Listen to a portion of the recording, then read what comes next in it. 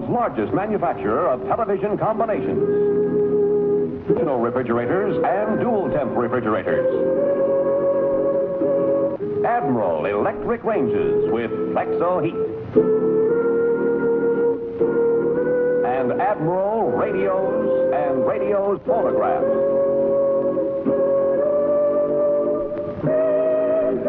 Lights out.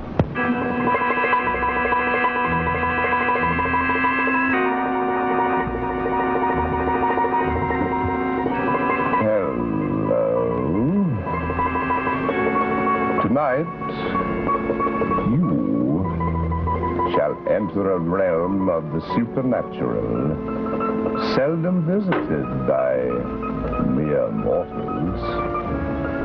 Yes, tonight, with your very own eyes, you will witness the power of infinite wisdom. Now, so we'll not interrupt our story for a commercial. Witness the wisdom of smart buying. Ready to restrain yourself from the clutches of fear as we begin tonight's strange story entitled, Just What Happened. Lights out.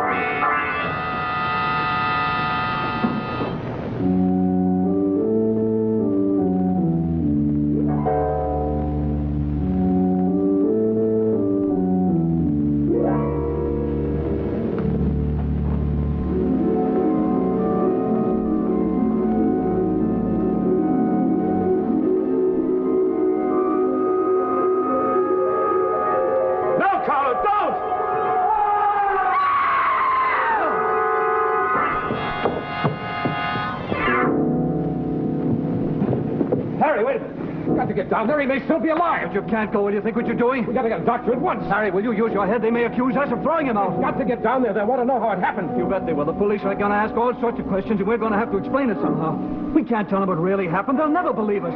Let me go. We're gonna have to get ourselves a story, and all of us stick to it. You're gonna get out of the way.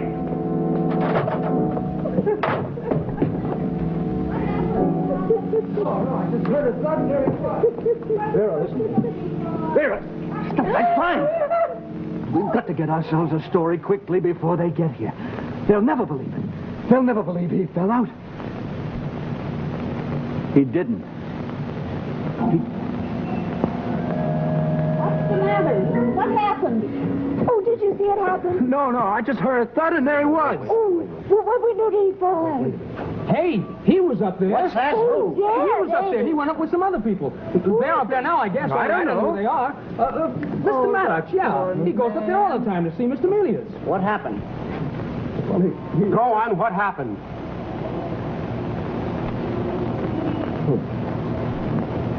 It was an accident. Mr. Melius was leaning out of the window. I guess he got dizzy because he leaned out too far and lost his balance. So. Yes, that's what happened. Are the others up there now? Yes. All right, come along. We'll see what they have to say. All right, let's break it up here. Let's move out. All right, move on, everybody. Come on. Poor Mr. Melius. Move away.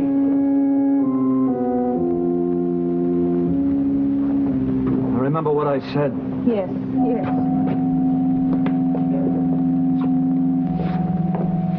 It was an accident, wasn't it?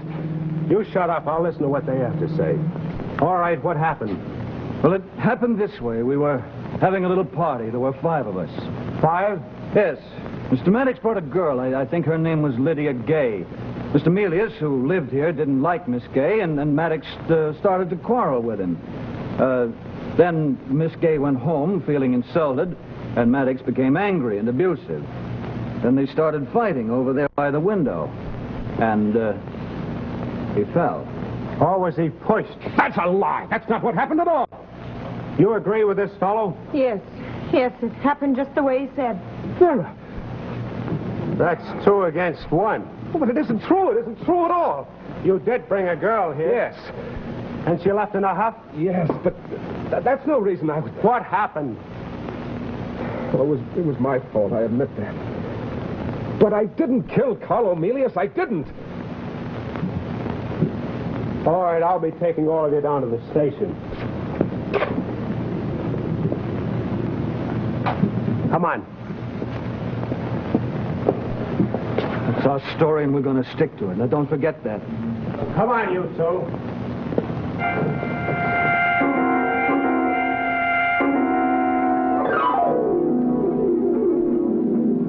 Mr. Maddox, you don't expect me to believe that. But I've told you the truth. The jury will think you're insane. Oh, I'm as sane as you are. Not with that story in that. If you want to set up a defense of insanity, all right, then go ahead and tell your fairy tale to the jury. But if you insist upon not being considered insane, then I can't let you take the stand. I admit it's a little difficult to believe. I'd rather go to an asylum than to the chair. But I don't want to be caged up with a lot of lunatics the rest of my life. I refuse to plead insanity. I'd rather take my chances. Maddox, you take my advice, and I'll save your life. All right. What do you want me to do? Good. Now, you do as I say, and you'll stand a chance of getting off with a second-degree murder verdict. I want you to confess to having thrown Carl Emilius out of the window, but without premeditation. No, I won't confess to anything like that. I refuse to lie about what happened, even to save my own life. Okay. If you won't help me, then I can't take your case. Call me if you change your mind.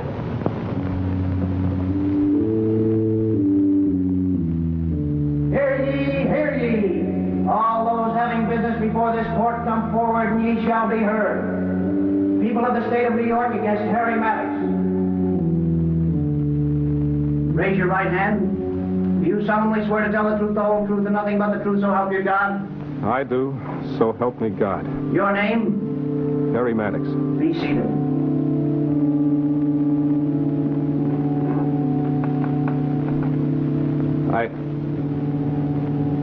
I may not be able to convince you of my innocence, because what I have to tell you is very hard to believe. I couldn't even convince my own lawyer, and he advised me to confess to something that wasn't true. To confess that I'd thrown Carl Emilius out of the window, but without premeditation. Well, that isn't true. I didn't throw Carl Emilius out the window. I'll tell you just what happened. It all began one night when I attended a lecture at Carnegie Hall. The lecturer was an Indian yogi, and he talked about spiritualism. I don't go in much for that stuff myself, but I do rather enjoy the show of a seance. Well, seated next to me was a thin young man who seemed intensely interested. We struck up a conversation, and he invited me over to his studio. That was Carl Emilius.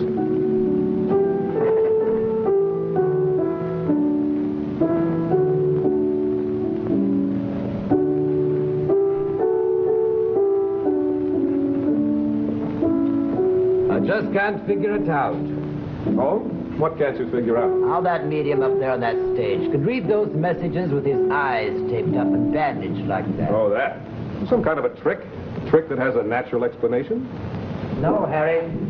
It looked to me like genuine clairvoyance. Carlo, I can't bring myself to believe in that stuff. I'm strictly from Missouri, I have to be sure. You recall what Hamlet said? There are more things in heaven and earth, Horatio, than are dreamt of in your philosophy. Ah. Well, I'd go so far as to say that there are things in life that are difficult to explain or understand. But that's only because our minds aren't ready for the explanation.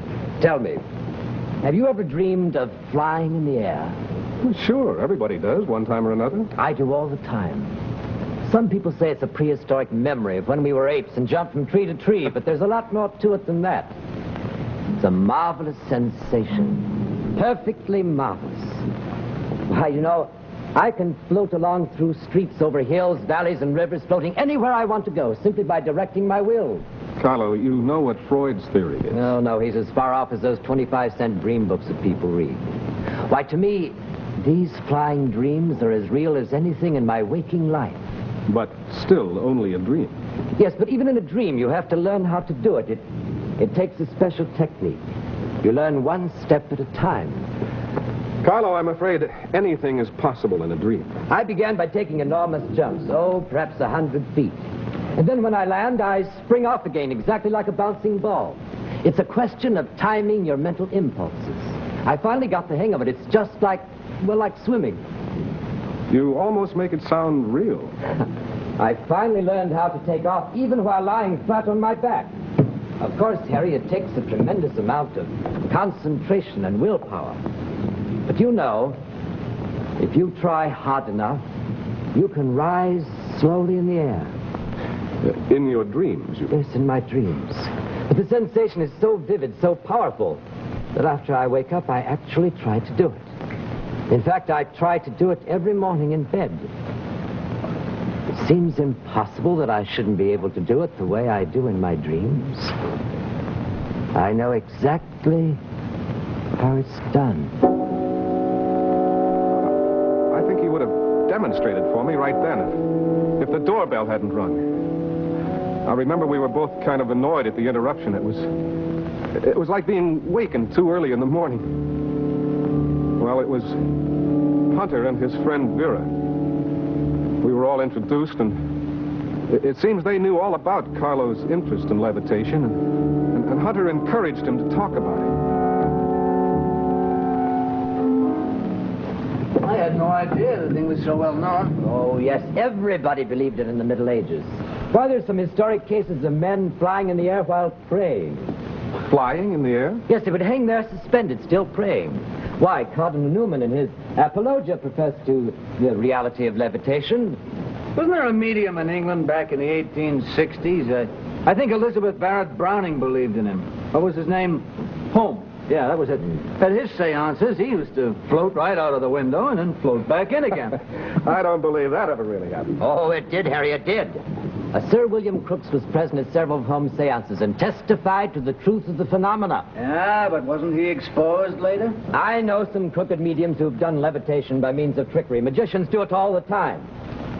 That doesn't prove that it isn't possible to overcome the force of gravity by some unknown power or some sheer effort of the will. He walked on the water, didn't he? And the Apostle Peter did too. And he sank only because he didn't have enough faith. You've got to have enough faith or you never can do it. Miracles? Miracles are merely the phenomena of scientific laws we don't yet understand. The Swami Vivekananda says it's possible even nowadays. Yeah, but those miraculous things the yogis in India do, they're the result of, severe ascetic training. You can't develop these powers, Carlo, if you smoke and drink and eat steaks and chops. And I never saw a mystic with a short haircut and a close shave. Nor did I ever see one who wore smartly tailored clothes. Well, maybe you're right. But I know exactly how it's done. And I'll do it, too.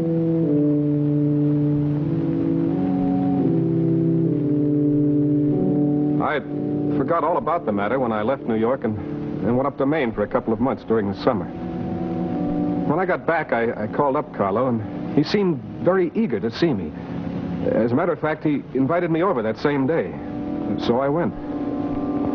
Now, what I'm going to tell you now, I hardly expect anyone to credit. Up till now, you may have thought merely that Carlo was a little cracked. From this point on, you may think that I am, too. But I'm not.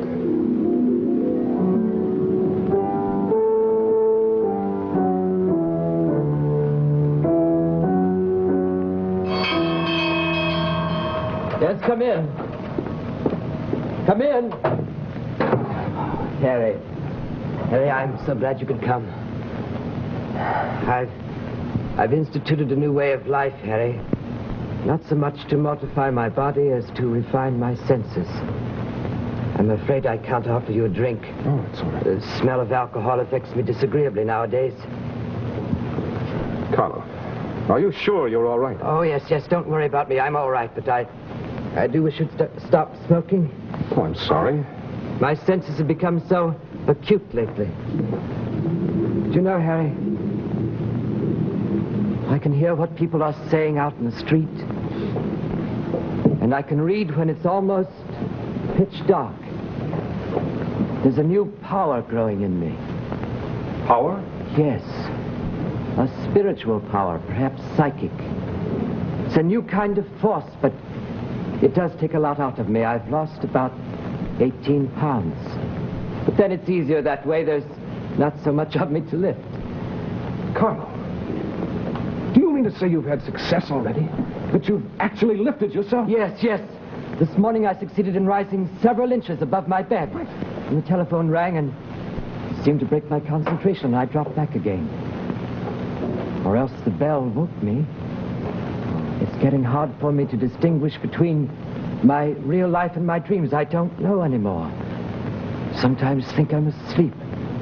Then again, I don't know. Harry, I want you to watch me and see what happens. I know I need a witness in order to find out how far I'm progressing. All right. Show me.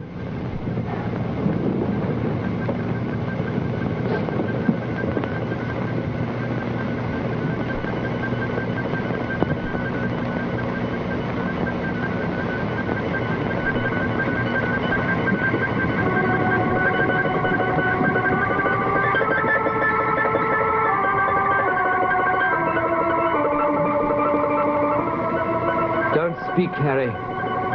Concentrate with me. Wish with all you've got that I will lift myself.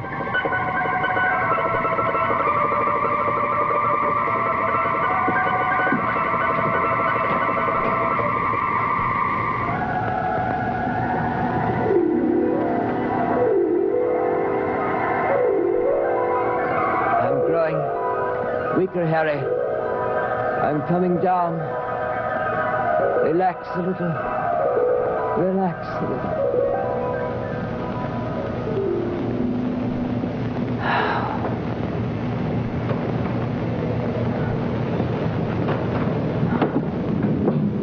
You helped a lot, Harry. I could feel your added power lifting me. Oh, my head. Do you know, Harry, with more concentration, I believe I could float about the room like Holmes did. Carlo, this is something uncanny. But you mustn't do it again. Something will happen to you. No, I'm going to try, and I'll keep on trying. Yes, we must ask Vera and Hunter to work with us. I wonder if a woman present would help. Vera's psychic, you know. She can read your thoughts. I've seen her do extraordinary things. In the 17th century, she would have been burned as a witch. Yes, I know what you mean. The eyes. She has what the gypsies call the light behind the eyes. And she's interested in this work, Harry. She strengthens my faith. Carl, if you feel that way about it, I wonder if you'd mind if I brought someone I met this summer. All right. All right, Harry. There will be 5 of us then. 5 of us concentrating together will form a sort of psychic battery. And that's where I made my fatal mistake. I didn't tell Lydia exactly what the party was going to be like. If I had, then she could have testified earlier that I had told her we were going to experiment with levitation. But I didn't. I wanted to surprise her. That's why all she could say truthfully was that I had asked her to come up to Carlo's with me and hadn't even told her that there wouldn't be any drinks.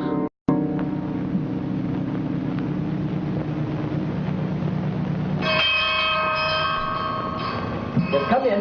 Come in. Lydia, I want you to meet my friend Carlo Milius. Lydia Gay? How do you do? I'm so glad you came. I want you to meet my other guests, Miss Vera Manson, Mr. Hunter. Oh, no, Harry. Well, Mr. Milius, I wouldn't want you to paint my portrait. I wouldn't have but one eye and probably no feet. I'm afraid you don't flatter anyone who sits for you. I'm afraid you don't know much about modern art, Miss Gay. Modern art? Why, my dear girl, I guess I ought to know something about it. I played Ophelia in Hamlet, with modern costume and no scenery. In fact, in this very gown. Do you really call that dress modern? Well, it's as modern as that thing on the wall there. Some of us aren't capable of appreciating the subtleties of life. Do you call that outfit you're wearing subtle? Where'd you pick it up, in a rummage sale? You had any breeding or sensitivity at all? I'm afraid Miss Gay has brought in antagonistic vibrations. I think we'd better call the whole thing off. I had no idea. I'm terribly sorry. Harry, I'm afraid you've given me a bum steer. Lydia, please. I'd like to leave, Harry. All right, I'll go with you. I'll take you home or wherever else you want to go. Oh, no, you needn't bother. I have a late date. Besides, why don't you stay and play with Cat Eyes over there?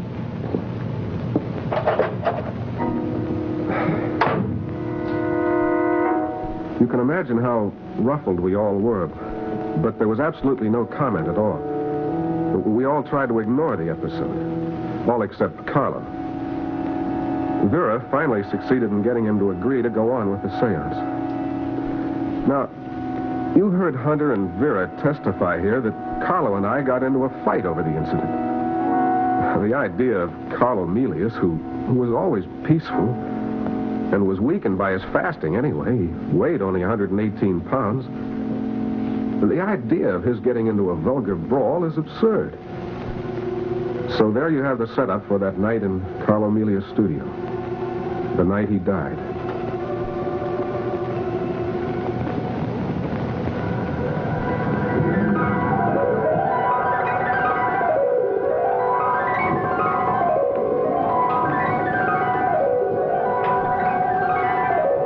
Concentrate now. Concentrate.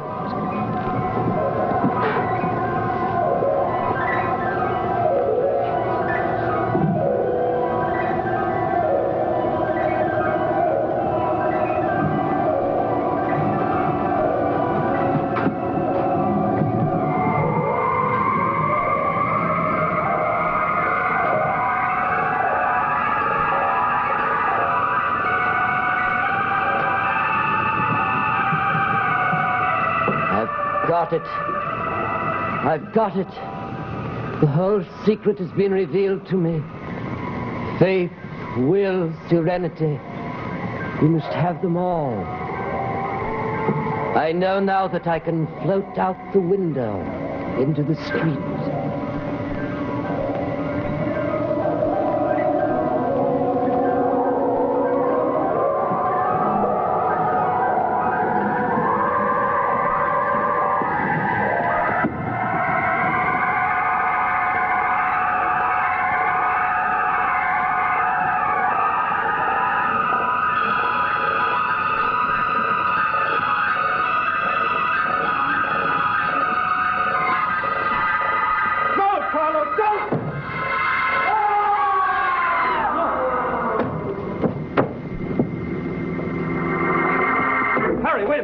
Got to get down there. He may still be alive. But you can't go. Will you think what you're doing? We have to get a doctor at once. Will you use your head? They may accuse us of throwing him out.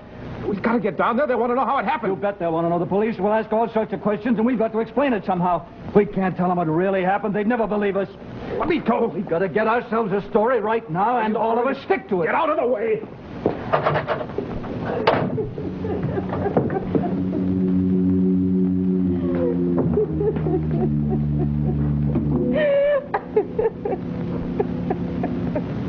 And that's exactly what happened. It was my fault. I probably broke the spell by shouting. But I was only trying to save him. That's the truth about the death of Carlo Melius.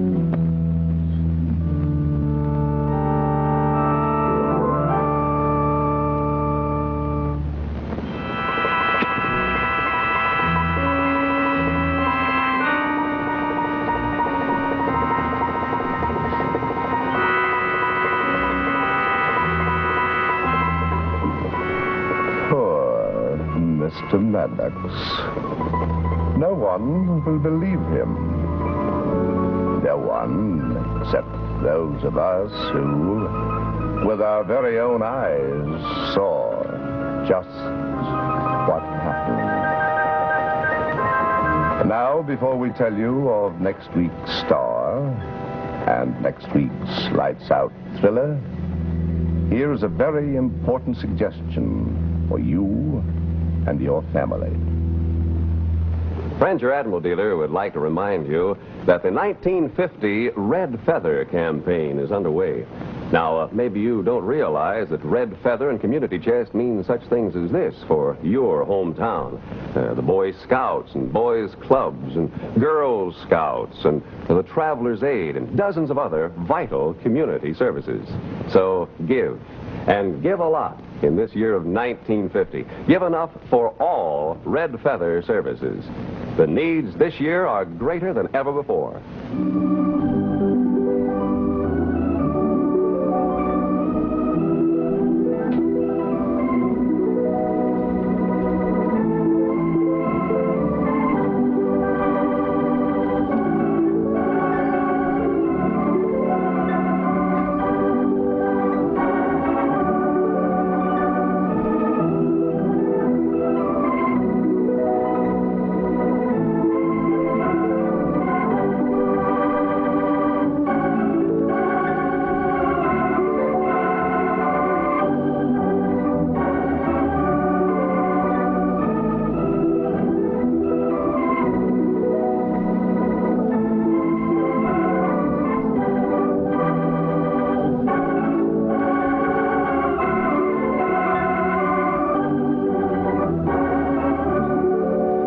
Join us again on Lights Out next Monday night, when your Admiral dealer will present the distinguished actress, Miss Florence Reed, in an unusual Lights Out thriller entitled The Thing Upstairs.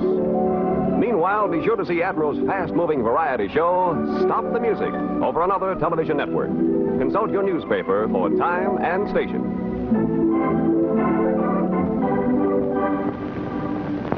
NBC Television.